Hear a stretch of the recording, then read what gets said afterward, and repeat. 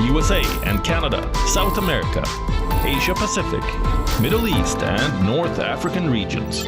Also available on these digital platforms across the world. WION. World is one.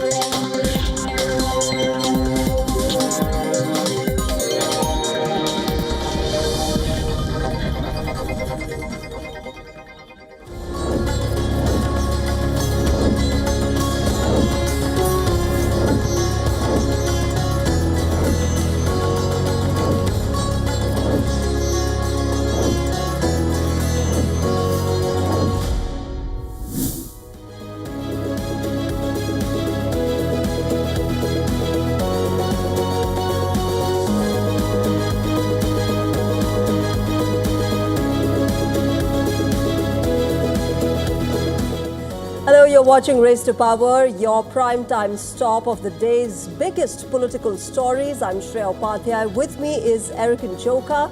And up ahead, we get you how the United States might be inching closer to invade Cuba if reports are to go by. The US has increased surveillance in Cuba, and we're getting you all the details about it. We also decode for you the big Sheikh Hasina press conference held in New Delhi today. The ousted Prime Minister says that an attempt is being made to erase Bangladesh's history and the country is in the grip of fear. We tell you all what happened. And well, today is the 7th anniversary of the abrogation of Articles 370 and 35A from Jammu and Kashmir. As the government listed out its achievements since 2019, the demand for statehood grew louder. Well, let's first begin with a global pulse.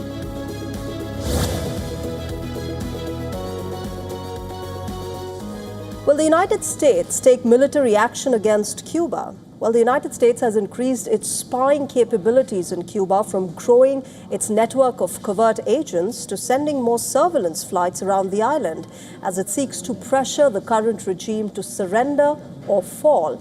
And that's according to a new report. Well, over the last few months, the Trump administration has sent more spies to Cuba, a move that could precede a larger military operation. However, any actual plans for such escalation have not been formally made.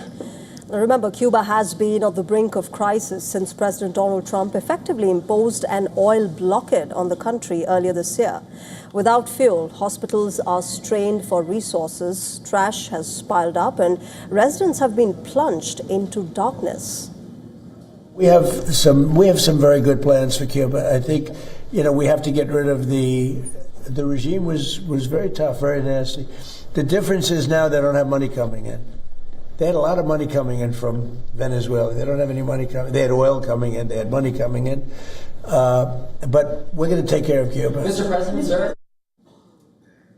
Shreya, as you heard from the president, the CIA spies are generally either natives of other countries who steal secrets on behalf of the U.S., known as agents, or salaried U.S. intelligence professionals who recruit foreigners to do so, known as officers. The U.S. has for decades engaged in intelligence activities in Cuba, as it does throughout the world. Absolutely. And the U.S. military operations, remember, are often preceded by increased American intelligence activity. CIA efforts to track the whereabouts of Venezuelan leader Nicolas Maduro reportedly played a critical role this January in the successful American operation to capture him. Well, Shreya, outgoing Colombian President Gustavo Petro, who visited Havana recently, called for the prevention of U.S. invasion of Cuba. And he has proposed that President Donald Trump engages in talks. Y que en lugar Instead of facing hardships in their own lives today, they should be spearheading a major dialogue, one that, given the geographical proximity of Florida and Cuba, could take place here among all the people of Latin America and the Caribbean, their governments and the governments of North America, to establish agreements that will lead us to build solutions to the common problems facing humanity and the Americas. Now, with November's midterm elections approaching, both the House and the Senate have the potential to swing in favor of the Democrats. But at the same time, remember, a recent poll indicates that a majority of the Americans object to a military conflict with Cuba. Considering this, the Trump administration may be hesitant to launch an attack prior to the midterms. Nevertheless, a poll from before the start of the war showed that half of the country opposed a military conflict with Iran. Yet, the Trump administration still decided to attack. Considering the Trump administration's recent actions, rhetoric towards Cuba and the feasibility of an attack on the island, it is unlikely that Donald Trump will pursue any military action prior to the November midterm elections. Warning signs of such an intervention on the horizon will be visible, such as troop movements towards southeastern U.S. domestic bases, additional repositioning of naval assets into the Caribbean, and ramping up public statements against the Cuban regime. Avoiding this military action is possible in the unlikely event that Cuba accedes to all of Trump's demands. But in any event, the future of the Cuban regime is decidedly uncertain.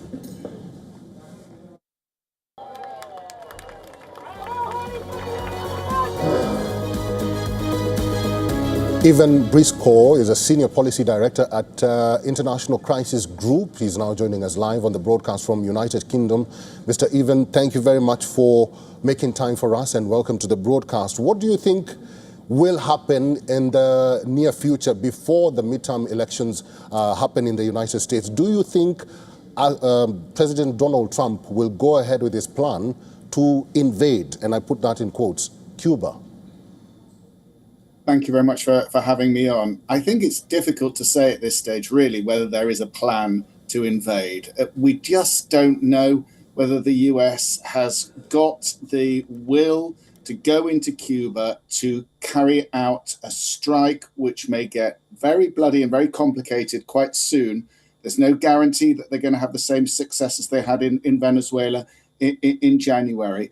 And there are lots of uncertainties about whether the Cuban regime, which has long resisted the United States, which has fought off previous US attacks, will give in. Mm-hmm. So, I mean, it will be a huge risk, I think, for Trump to order such a strike before the midterms or after the midterms, for that matter. But what there is no doubt is that the pressure on Cuba is mounting. It has been increasing since Trump came back to power in 2025, and obviously with the sort of quasi-blockade of oil in place since January, the tightening noose of sanctions, the legal indictments against Raul Castro and other figures in the regime. So the threatening words which have come from Trump and other senior officials, I mean, taken together, that represents a huge difficulty for Cuba, where the conditions on the ground, as your report has said, are incredibly difficult. 6 national blackouts since the start of the year. Ivana, good evening. Shreya here.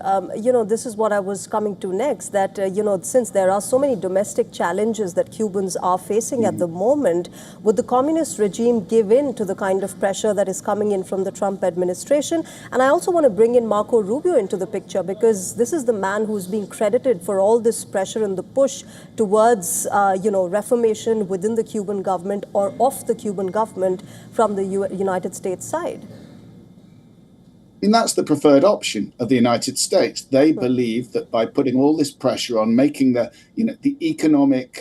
economy of Cuba basically untenable, effectively starving the country of energy, that eventually the government would give in, would make very serious, deep reforms, and would allow the United States to become what it has become in Venezuela, which is to a certain degree the overseer, the sort of dominant power over the country, even if the government continues in Cubans' hands. But Cuba has resisted. I mean, anyone who knows anything about Cuban history since the revolution of 1959 would have predicted that. It's done this over decades.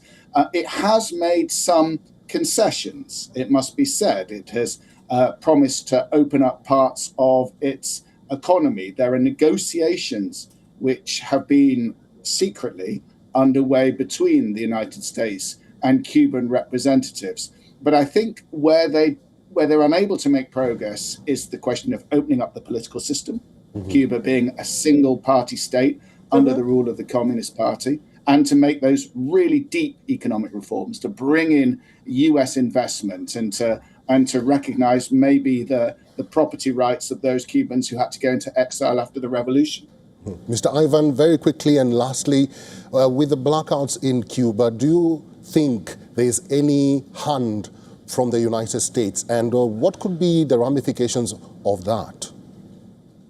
Well, I mean, there's clearly a hand in the sense that the United States has imposed pretty much a blockade on oil going to the country. It stopped the supplies coming from Venezuela once it arrested Nicolas Maduro in January, and it threatened any country supplying oil to Cuba with tariffs. So it has effectively deterred oil coming from anywhere else, although some ships very occasionally have got through.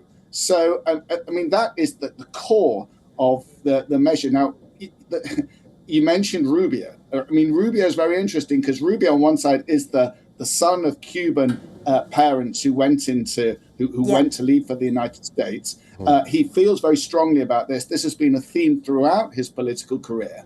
And in some ways, he's reported to be the person who's driving this at the moment, who's left the Iran issue in the hands of others, but is driving Cuba. At the same time, in some of his public comments, he seems to be a little bit more moderate than others might suggest. So it's uncertain how this might go still. Mr. Ivan Briscoe, it's good to see you. Thank you very much for all your insights and for talking to Race to Power today. It's a pleasure. Thank you for having me.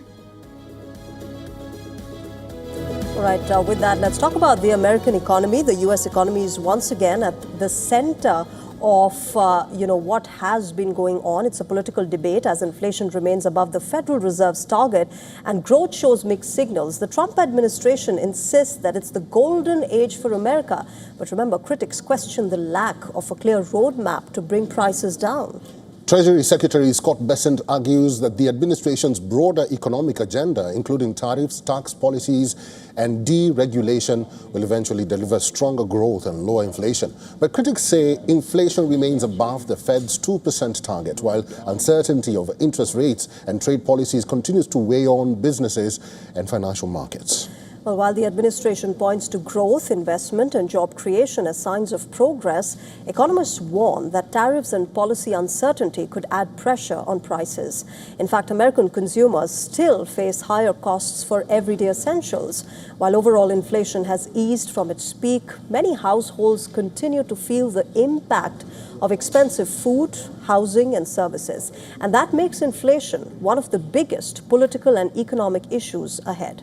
Meanwhile, for the first time in nearly a decade, Americans have given Democrats a narrow edge over Republicans on handling the U.S. economy. In the latest Reuters Ipsos poll, around 37% of registered voters say Democrats have the better approach to the economy compared with 36% who backed Republicans. And another 27% said that they were unsure or preferred another party.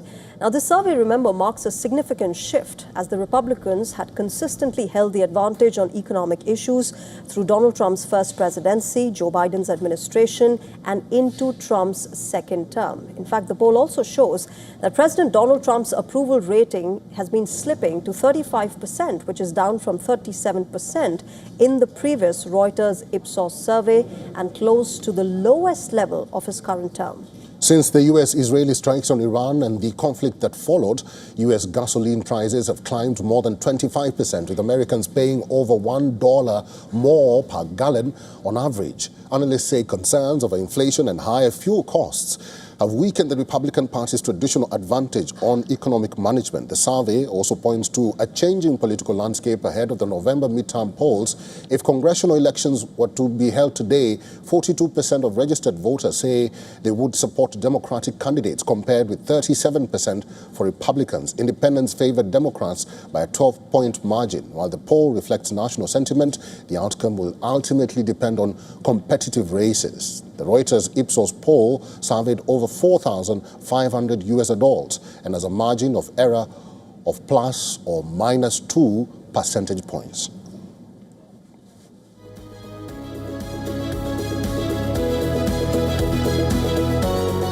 All right, with that, let's also talk about what has been going on in the primaries. Eric, we've talked about the American economy. Let's tell you what has been going on in the Michigan primaries and, of course, all the results that came along with it. The Democratic Party's internal battle is heading for a photo finish. A race that many expected to be a clear ideological verdict has now turned into a nail-biter. Senate primary race for the key battleground state of Michigan is too close to call. It is now seen as a test of whether the Democratic Party's future lies with its progressive or moderate wing. And this is where it gets interesting. With 96% of the vote counted, progressive candidate Abdul El Sayed holds a narrow lead over moderate Congresswoman Haley Stevens in Michigan's high-stakes U.S. Senate primary. The race is being closely watched across the United States because it is seen as a referendum on the Democratic Party's ideological direction. For months, many progressives believed El Sayed would secure a comfortable victory. Instead, the contest has become far tighter than expected. In fact, El Sayed is leading against Haley Stevens by just under 4,000 votes. Remember, this margin has continued to shrink as more ballots are processed, falling from a lead of around 19,400 votes earlier in the day. The final outcome now hinges on the remaining ballots from the WION County, which is home to Detroit and Michigan's largest voting base. The county has a reputation for slow vote count that could keep the race unresolved. President Donald Trump has entered the discourse with a sharp swipe on the entire counting process. He called WION County the most corrupt voting area in the U.S. He says it witnesses more voting than their number of registered voters. He also referred to one Democratic candidate as a communist and other as radical left. Trump has predicted that later candidate has a real shot. However, he did not mention who that was. So despite the tight contest, both candidates have called for party unity. Addressing the supporters, Haley Stevens said that she was feeling good about the race, but warned that it could be a long night before a winner emerges. Abdul El Sayed also acknowledged the uncertainty, saying that he wished that he could declare victory, but stressed on the need to wait for every vote to be counted. Now remember, whoever emerges as the Democratic candidate will take on Republican nominee Rogers in what is expected to be one of the most competitive Senate races of the midterm elections. But with thousands of ballots still to be counted in WION County, the Democratic nomination remains undecided.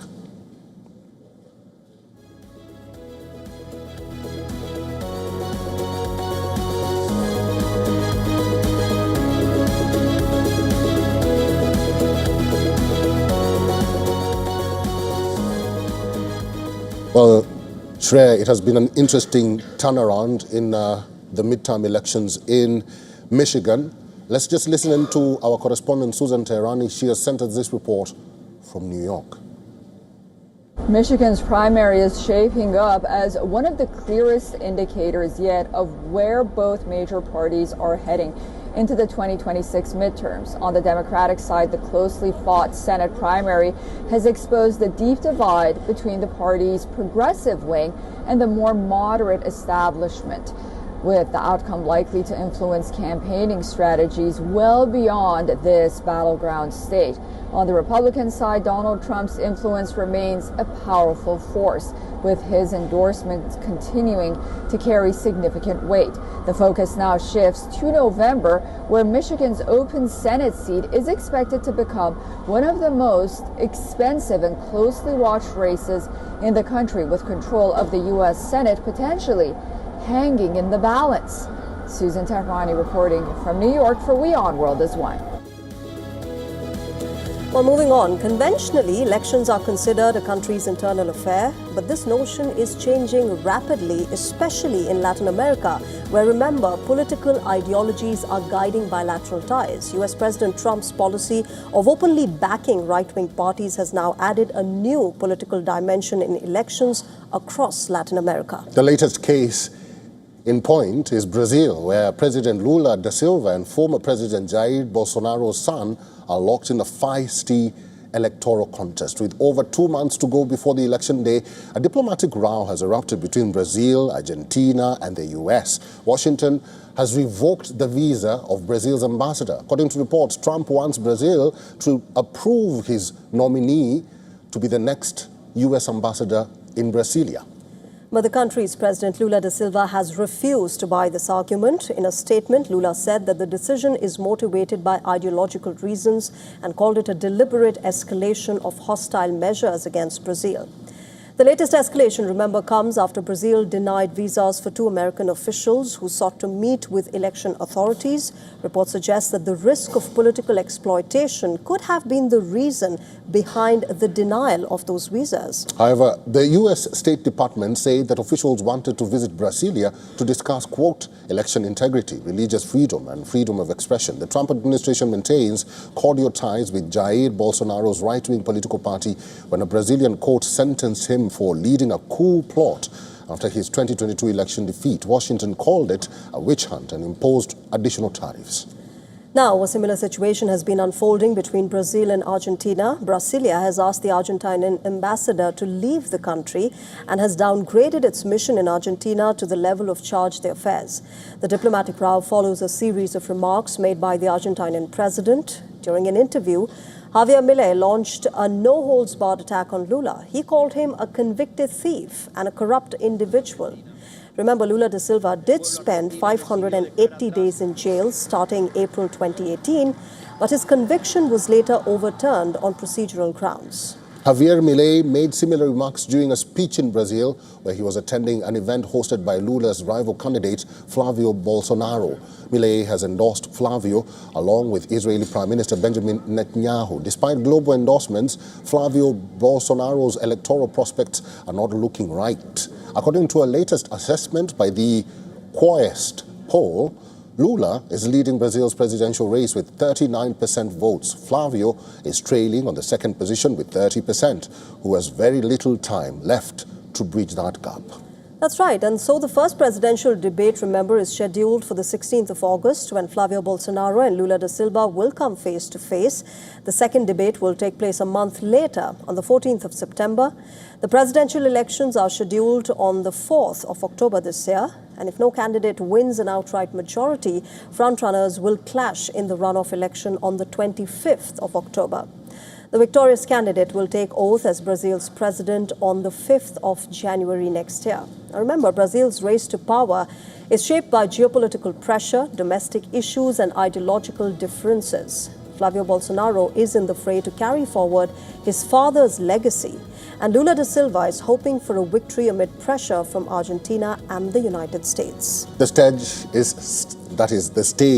is set for a high-octane political and diplomatic showdown in and around Brazil's presidential race.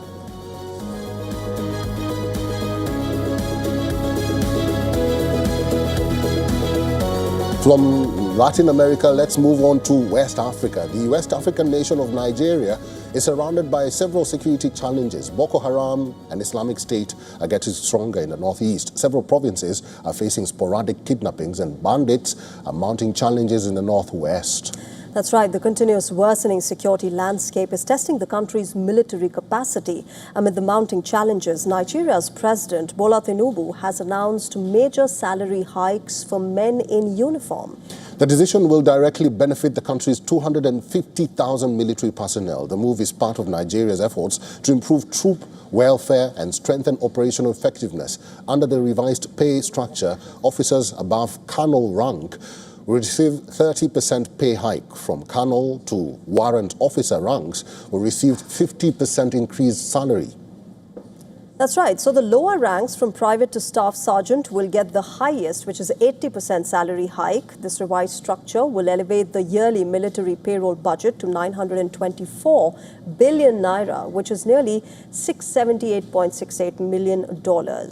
This is not the first time when Tinubu has extended additional support to Nigeria's armed forces. Earlier, he had decided to pay all his salaries as president to establish a fund dedicated to the country's military. He made this announcement on his 74th birthday. Despite popular moves, extremist groups continue to pose significant security challenge in West Africa. The tri-border region between Nigeria, Cameroon and Chad has become a terrorist hotspot, with Nigeria currently ranking 4th in Global Terrorism Index.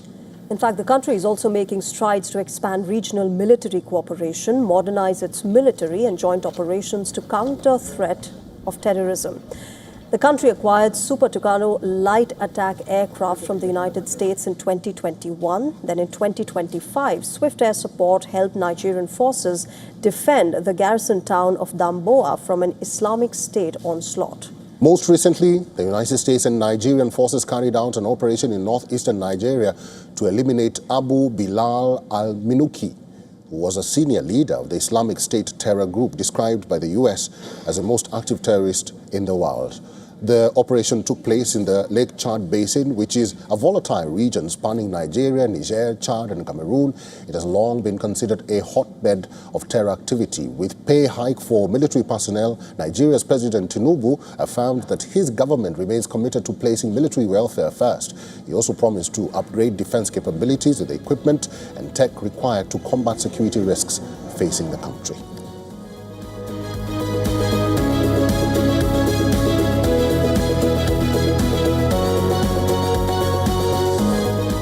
With that, let's tell you what is coming up on the other side of Race to Power. Bangladesh's ousted Prime Minister Sheikh Hasina has just delivered her first address from exile.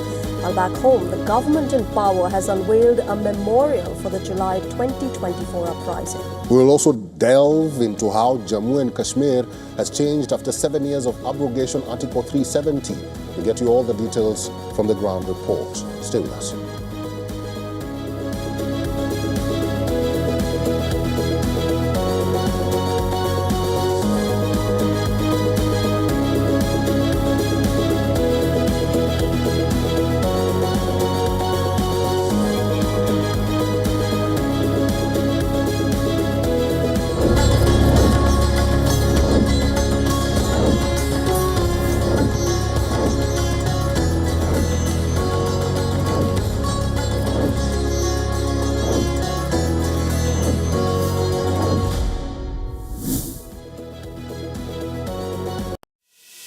In this rapidly changing world, is your health keeping pace? Best practices and breakthroughs busting the hype with real insights. The timeless power of yoga and ancient healing. Good food, good mood. Small steps, big impact. Your health matters. Only on WION World is One. Because nothing matters more.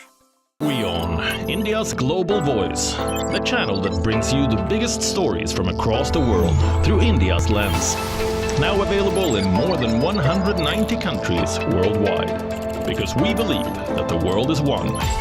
Watch us in Africa, Europe, USA and Canada, South America, Asia Pacific, Middle East and North African regions. Also available on these digital platforms across the world. WION. World is one. In-depth coverage of global issues broken down into facts, figures and simple words. Backed with analysis from field experts who truly matter. Because we believe in decoding the real picture for you. So you get a much wider and deeper understanding of stories from around the world. A 360-degree analysis. An award-winning documentary series, week after week creating the maximum impact. Watch WION Wide Angle at these times on WION. World is One. From the bustling trading floors of Wall Street to the vibrant exchanges of Asian stock markets, WION breaks it down for you to make sense of what's happening, as we reveal the key factors behind events, strategic battles, and the game-changing business decisions that shape the world. We bring you all of this and more on World Business Watch. The Israeli drone is above our heads all the time in Lebanon. More than 200,000 civilian homes have been destroyed. This looks like it used to be a toy for a little girl. Can't but wonder while I'm walking between all of this rubble, how many lives were destroyed, how many kids were traumatized, how many women lost their families. If this isn't a war crime, then what is? From the southern suburb of Beirut, I'm Radi Francis for WION World is One.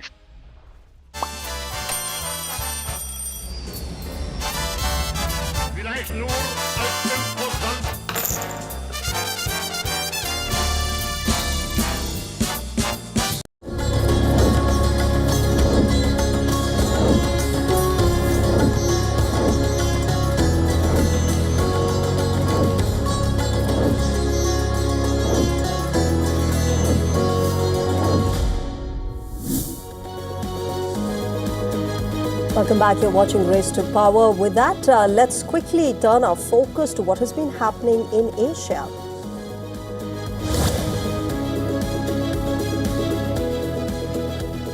We talk about Bangladesh. That's right. It has been 2 years, Eric, since the Bangladesh uprising led to the ouster of Sheikh Hasina, who's the country's longest-serving prime minister. And this occasion has been marked not just in Bangladesh, but also here in India. In Dhaka, Prime Minister Tariq Rahman warned against any instability in Bangladesh and resurgence of, quote, ousted forces. The leader also promised transparent and impartial trial for those killed during the July 2024 uprising. While Rahman did not refer to Sheikh Hasina by name, his remarks on the 2-year anniversary of her ouster are interestingly timed. In India's national capital, several leaders of the Awami League and supporters of Sheikh Hasina were in attendance at the event. Former Bangladesh cricketer leader Shakib Al Hasan also attended this event virtually. While many were waiting in anticipation for Sheikh Hasina's virtual address, the deposed Bangladeshi leader issued an audio address only, where she spoke of returning to her country. In fact, she answered some of the questions as well. But she did say that she wants to return to her country no matter what fate holds in store for her. Listen in to this excerpt from her remarks. I may be detained. I may be sent to prison. They may try to enforce verdicts issued in fabricated cases, but fear cannot decide my duty to the people. I want to return because the people deserve security, development, prosperity, and peace. They deserve a state that protects them, an economy that gives them opportunity, and a democracy that gives them rights. Sheikh Hasina already faces death penalty back at home. In November last year, Bangladesh's International Crimes Tribunal had sentenced the deposed leader to death in absentia after convicting her for the crackdown on student-led anti-government protests in 2024. Hasina also faces prison sentences in several other cases as well. And as you saw from the clips that we just played there, the son of Sheikh Hasina represented the mother, but the mother appeared virtually but on phone. Audio. That's right. She was not visible on screen. Only her voice could be heard at this press conference. Let's quickly, decode this entire press conference, Eric, for our viewers. Let me quickly welcome Ambassador Veena Sikri, who is joining us on the broadcast from New Delhi. She's a former Indian diplomat, has several years of serving experience in Bangladesh. She'll be joining us in a short while from now. But as for the press conference, Eric, remember this has been the first virtual press conference that she has addressed here in New Delhi. She's been here for a while. And one of the most important aspects that she and her son Joy talked about was how Bangladesh has been gripped in fear, and they also accused the current regime of using students and emotionally manipulating them to make sure that she is ousted from power and removed from her country. All right, we have Ambassador Veena Sikri with us on the broadcast. Ambassador Sikri, good evening. Always a pleasure to have you on the broadcast with us. Can I start by asking you what you made of the press conference, ma'am? Because there was a lot of accusation that was done on behalf of Sheikh Hasina and her son against the current regime. They also said that, there is fear in the hearts and minds of Bangladeshi citizens today. But one of the things that she kept on repeating throughout her press conference was that she will return to Bangladesh. Do you see this as just a political posturing, or do you see some kind of confidence? And the reason, perhaps you could explain to us, why does she have that confidence that she will be able to return to her country? Because once she lands there, she, an arrest awaits her. Yes, thank you. I think that the press conference was actually quite an electrifying event. She was very firm and clear in what she said. Her son also spoke. There were other speakers as well. But of course, Prime Minister Sheikh Hasina was the heart and soul of the press conference. And what was electrifying was that she agreed to answer questions. After making her statement, there were a lot of people there in the audience who wanted to ask questions. All the international media were there, the leading Indian channels were there, everyone was there, and they were all keen to ask questions. So she decided to answer the questions. And at one point, one thought that only her son Sajib would answer on her behalf, but suddenly she came in and she started answering the questions. So you're right, she has expressed her complete determination to return to Bangladesh. She said that I will go back because I must go and be with my people, and she enumerated all the difficulties that the people are facing because, for example, the large number, 10,000 Awami Leaguers, according to Prime Minister Sheikh Hasina, have been killed. Another tens of thousands have been arrested and put in jail. A lot of the Awami leaders are still in jail, and former ministers have actually died during their stay in jail. There is no rule of law because, there's no FIR being filed. There are murder charges, but no evidence, no FIR, no bail being given. So it's a completely, shall I say, a society that has closed in on itself. There is no freedom of any kind. Even the media is not free at all. For example, we know that once this press conference had been announced, the Bangladesh government tried to stop it. But when they received the reply from went ahead. But, we know that the Bangladesh media banned any coverage. Ambassador, before you move on, now that you've brought the government of Bangladesh and their comments, the Prime Minister did issue a warning. It was not a direct warning, but an indirect warning to those leaders who have been deposed in Bangladesh, warning them not to return to the country. Do you think Sheikh Hasina will heed to that warning? No, according to what she said today, she is determined to go back. She is determined to go back. She said that she will go back and face any consequences. She is prepared to surrender to the court. I think she would like an appeal. She would like to launch an appeal, a legal appeal against the verdict of death sentence that has been given to her, because she says that trial was by a kangaroo court. The court was not authorized to try her for this purpose. And that was a court meant only for war criminals of the 1971 war. And also that they didn't allow her any defense. So I think that there is no question. And I must also tell you that to show you the chaos in Bangladesh itself, I have got information from there that today the acting president of Bangladesh organized a big function to show a documentary on what they define as the July uprising. And they invited all the diplomats and everybody for that function. But in that function, a complete disagreement broke out between the BNP, which is in the government, and the NCP, which is the so-called Students' Party, And they were shouting at each other and throwing insults at each other. And all the diplomats left.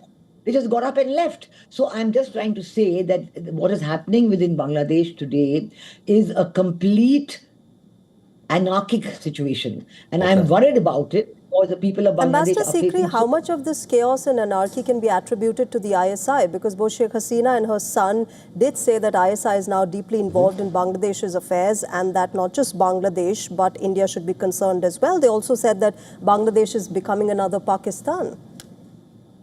No, absolutely. She's absolutely right, because Pakistan has taken full advantage of Sheikh Hasina leaving the country to work with the interim advisor Mohammed Yunus. And Mohammed Yunus said this was a planned uprising, meticulously designed regime change ouster. And Pakistan is trying to go back to a pre-1971 situation. They are embedding themselves with the Bangladesh army, etc. And I think that they want full control. But what is happening in Bangladesh, and that is where the anarchy comes in, is that the people are not accepting Pakistani control. They don't want Pakistan back. They still remember the 1971 Liberation War. But the Awami League vote bank is fully intact, 30-40% of the people, and even more who may not be in favor of Sheikh Hasina, but who value the Liberation War.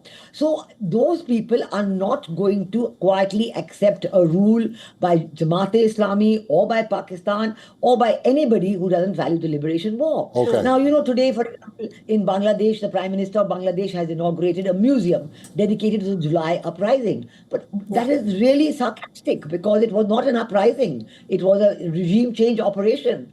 And the people who, among the very same people who are in government today, the people who shot dead policemen Ambassador? and who publicly... My apologies. Yes. My apologies. I have to interject now because our time is up. But thank you very much for all your insights and for talking to Shreya and myself today. Thank you. Thank you. All right, with that, Eric, let's move on and get our viewers what's been happening in Pakistan. Remember, Pakistan's political temperature has been rising on multiple fronts. As former Prime Minister Imran Khan completed 3 years in prison today, his supporters defied a police crackdown to hold protests across several parts of the country. In Punjab, police arrested more than 20 workers of Khan's Pakistan Tehreek-e-Insaf party as they attempted to stage demonstrations. The 73-year-old former cricketer turned politician has been behind bars since August 5th, 2023, although some of the cases against him have been suspended or overturned. Khan remains in jail as he faces several other trials. But the bigger challenge for Prime Minister Shehbaz Sharif may no longer be coming from the opposition alone. It is now emerging from within his own ruling coalition. The Pakistan People's Party, or the PPP, the key ally that helps keep the PMLN government in power, has sharpened its attacks against its coalition partner following elections and unrest in Pakistan-occupied Kashmir. The PPP has accused the PMLN of widespread electoral rigging, turning what was already a tense alliance into an open political confrontation. PPP chairman Bilawal Bhutto Zardari has issued some of his strongest remarks yet against the government. Warning the PMLN, he declared the party's countdown had begun. He accused the ruling party of stealing the POK elections and said the PPP's political campaign would now expand beyond Kashmir and Gilgit-Baltistan. The remarks signal a significant escalation in the war of words between the two largest parties in the ruling alliance. क्या आपको वो आवाज सुनाई दे रही है? जरा गौर से सुने. टिक टॉक आपकी उल्टी गिनती शुरू हो चुकी है. Now, tensions have also been echoed by senior PPP leaders. Earlier, PPP leader Sharmila Faruqi said that the alliance with the PMLN has become very challenging after what she described as open rigging in the POK elections. She also referred to Interior Minister Mohsin Naqvi's remarks, saying even the government's most powerful figures are now admitting that the system has failed. Adding to the government's troubles are the comments made by the Interior Minister himself. Naqvi said that Pakistan's governance system has completely failed and is no longer capable of dealing with the country's political or economic challenges. He also spoke of a scam of massive proportions, raising fresh questions about accountability within the government. His call for a political reset has drawn particular attention because of his close ties to Pakistan's military establishment. Naqvi is widely seen as having the backing of Army Chief Field Marshal Asim Munir, making his public criticism especially significant. With Imran Khan's supporters back on the streets, the opposition keeping up the pressure and the government's own allies publicly questioning its credibility, Prime Minister Shehbaz Sharif is facing growing questions from multiple directions. What was once presented as a stable ruling coalition now appears increasingly fractured.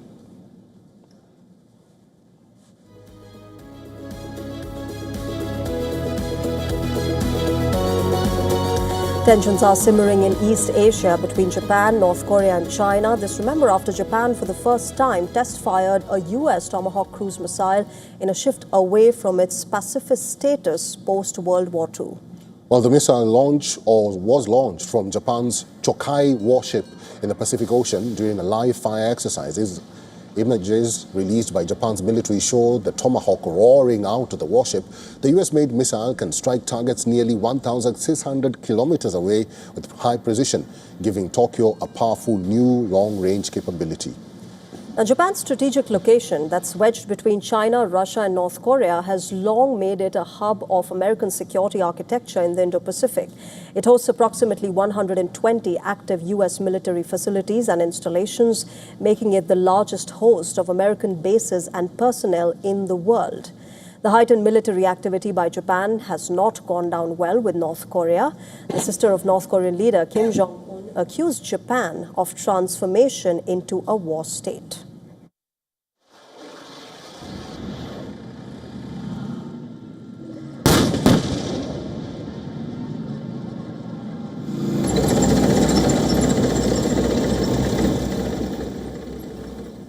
Now, in a statement carried by North Korean state media, Kim Yo-jong said, and I quote, "Japan, a war criminal state, is accelerating its transformation into a war state. We will never remain a passive onlooker to the military evolution of Japan, which may pose a grave threat. Leadership will set up additional military options, which are obviously due to Japan's transformation." Now, Japan's defense ministry declined to comment directly on Kim's remarks, but said that the country's defense capabilities remain bare minimum and that they're not meant to threaten other countries. In a statement, Japan said, and I quote, "Ours isn't the defense meant to wage wars, but to prevent new wars, strictly kept to self-defense and within the scope of our constitution and international laws." Japan seeks to obtain up to 400 Tomahawks by the end of fiscal year 2027. The nation raised its military expenditure by 9.7% to $62.2 billion in 2025, equivalent to 1.4% of GDP, its highest share since 1958. Japan occupied all of Korea before its 1945 surrender in the Second World War, after which the peninsula was divided into separate states along the 38th parallel. The legacy of the violent colonial period continues to weigh on the foreign policies of both North and South Korea. China, a key ally of North Korea, has also recently expressed alarm at what it sees as new militarism by Japan. The ties with China worsened since Japanese Prime Minister Sanae Takaichi made comments in November suggesting Chinese action to seize Taiwan could merit a reaction from Japan's military. Beijing has long claimed Taiwan as part of its own territory and has not ruled out taking it by force.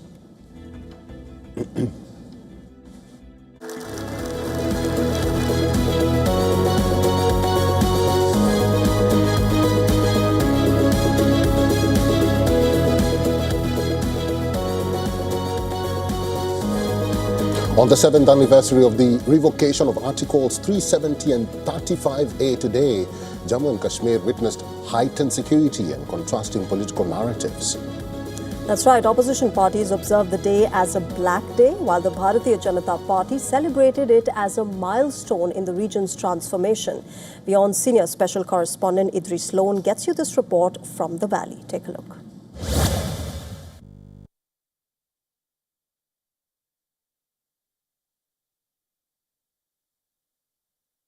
Seven years since the Indian government took the decision to abrogate Article 370. In a move to further integrate Jammu and Kashmir with the rest of India, the pivotal decision was made on August 5, 2019. On this 7th anniversary, security remains high across the Kashmir Valley, particularly in Srinagar. Checkpoints were strengthened from the international border and the line of control to the Jammu and Kashmir National Highway, while authorities said no permission had been granted for protest rallies or public gatherings. The security clampdown was most visible in central Srinagar, including Lal Chowk, where movement remained restricted during the morning hours. Police maintains that the measures are preventive and aimed at ensuring public order, warning that any unauthorized demonstrations would invite legal action. Despite restrictions, opposition parties marked August 5th as a black day. Jammu and Kashmir National Conference leaders reiterated their demand for the restoration of Jammu and Kashmir's statehood, as well as the Article 370 and 35A. We are protesting for our right for the special status of Jammu and Kashmir that was stolen from us. The special status that Jammu and Kashmir had was stolen on this day 7 years ago. We want the establishment to implement the constitutional guarantee for the region, the same region which was split into 3 parts. Today, for Ladakh, Section 371 is being discussed. We want the centre to also discuss 370 and 35A for Jammu and Kashmir. We want the government to listen to our party and the people's demands and not to do injustice with us. The PDP also attempted to organize protests, alleging that several of its workers and leaders were prevented from reaching protest sites. PDP leader Iltija Mufti staged a protest in Srinagar along with party legislators and leaders, accusing the police of denying them the democratic right to protest. Kashmir का आईन वापस दो जम्मू कश्मीर का झंडा वापस दो और कुछ नहीं करेंगे। In contrast, the Bharatiya Janata Party celebrated their anniversary with a Tiranga bike rally. Party leaders and supporters carried the national flag and raised slogans in support of one nation, one flag, one constitution. It has been 7 years and we want to congratulate the country on this landmark change. I also want to give a message here that the change in Jammu Kashmir post-abrogation of 370 is good change and the valley should keep witnessing peace and prosperity. Prime Minister Narendra Modi said that August 5, 2019 marked a decisive new chapter in the journey of Jammu and Kashmir and Ladakh, asserting that the region had witnessed wide-ranging transformation over the past 7 years. Kashmir Valley has witnessed significant changes over the last 7 years. No major civilian deaths during street protests, an end to the large-scale protests and clashes that once frequently disrupted normal life, a sharp decline in violence, and negligible local recruitment into terrorist organizations. The region has also recorded a tourist boom with record numbers of visitors and growing economic activity. But the statehood demand remains unchanged for the ruling party and others in the valley, as it restores greater administrative autonomy and ensures protection of regional identity. It is also a reminder that Jammu and Kashmir's Union Territory status was supposed to be a temporary one.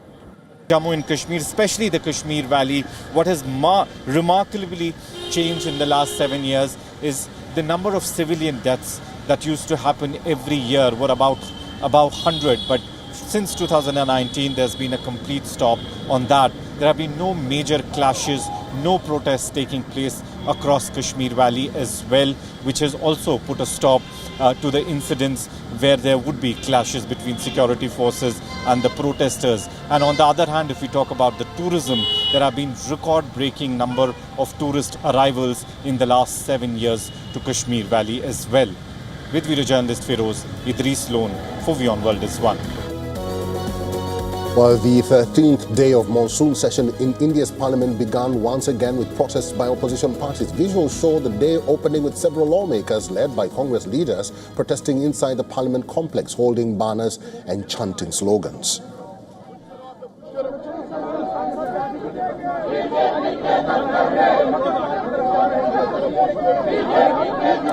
For days now, the opposition India bloc has consistently questioned Home Minister Amit Shah's absence from the parliament proceedings, and they demand answers from him on the use of police excesses during Delhi's Jantar Mantar protests. The Congress has also demanded an apology from Amit Shah.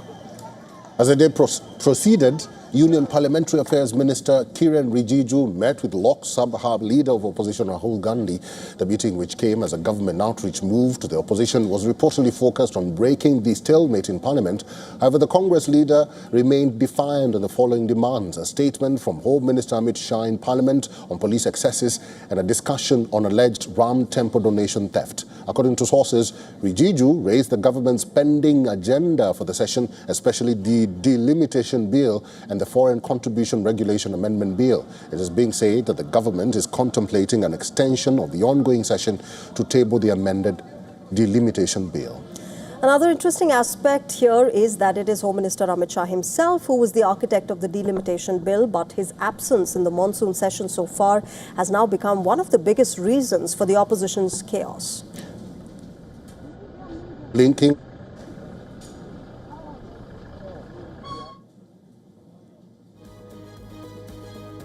And with that now, it's time for the verdict on Race to Power. 5th August 2026 marks 7 years since the abrogation of Articles 370 and 35A in Jammu and Kashmir. 7 years of promises fulfilled, but assurances that still await action.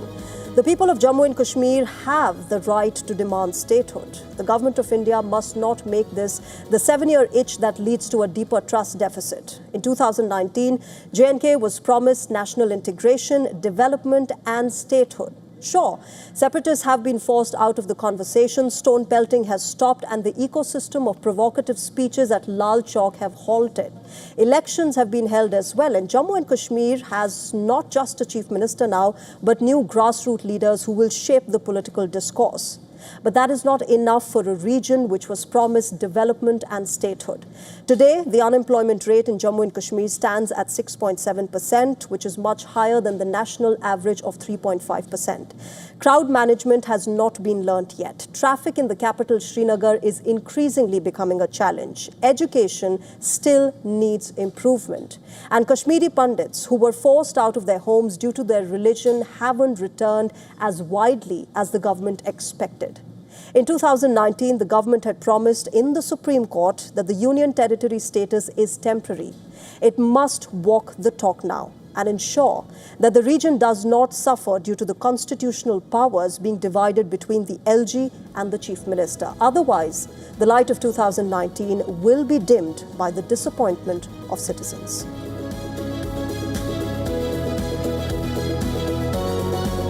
Well, from that verdict by Shreya Upadhyay, it's a wrap on this edition of Race to Power on WION The World is One. Thank you for watching. I'm Eric Nzoka. Bye-bye.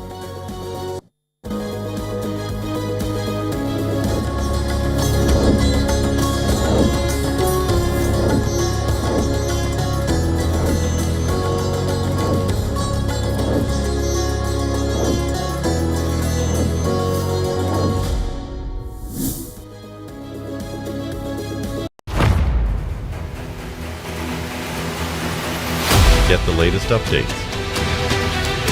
breaking news, credible, clear, continuous, experts across aisles, diverse voices, one platform. WION World is one. The Israeli drone is above our heads all the time in Lebanon. More than 200,000 civilian homes have been destroyed. This looks like it used to be a toy for a little girl. Can't but wonder while I'm walking between all of this rubble, how many lives were destroyed, how many kids were traumatized, how many women lost their families. If this isn't a war crime, then what is? From the southern suburb of Beirut, I'm Radi Francis for WION The World is One. WION, India's global voice, the channel that brings you the biggest stories from across the world through India's lens. Now available in more than 190 countries worldwide. Because we believe that the world is one. Watch us in Africa.